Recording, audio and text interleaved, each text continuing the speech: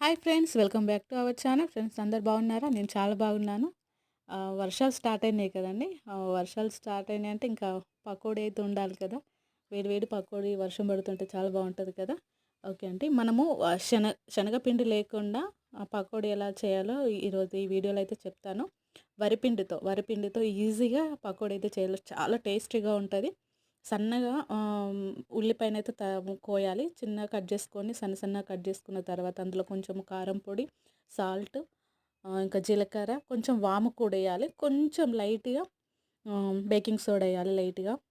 అలా వేసేసి ఆ వరిపిండిని మంచిగా ఆనియన్స్‌తో మంచిగా కలపాలండి. మంచిగా కలిపేసిన తర్వాత కొంచెం కొంచెం వాటర్ వేసుకొని మంచిగా దాన్ని ఇట్లా కొంచెం గట్టిగా ఉండేలాగానే కలపాలి. మంచిగా కలిపిన తర్వాత అప్పుడు ఆహ్, ఆయిల్‌లో వేసుకోవాలి. కొంచెం కొంచెం కొంచెం వేసుకోవాలి. మనకి ఇదైతే మన స్వీట్ షాప్‌లో ఉంటది కదా పకోడీ, ఆ టేస్ట్ అయితే అస్సలు తగ్గదు. అంత టేస్ట్ ఉంటది. ఎందుకంటే నేను చాలా కాన్ఫిడెంట్‌గా చెప్తున్నాను. అంత టేస్ట్ ఉంటది.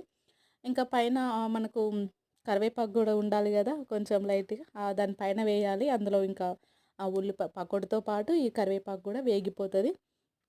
చాలా టేస్టీగుంటది. మీరు గూడా ట్రై జేయండి. ట్రై చేసిన తర్వాతనే నాకు కామెంట్ చేయండి. నిజంగా చెప్తున్నాను. అంత కాన్ఫిడెంట్‌గా చెప్తున్నాను. చాలా బాగుంటది ఉల్లిపాయ పకోడీ అయితే. ఇది శనగపిండి లేని టైంలో వరిపిండితో చేసుకునే పకోడీ. చూడండి, ఎంత బాగుంటదో అంత టేస్ట్ ఉంటది చూడండి. ఓకే అండి. వీడియో నచ్చితే సబ్స్క్రైబ్ చేసుకోండి. లైక్ చేయండి. Thank you. Thank you all.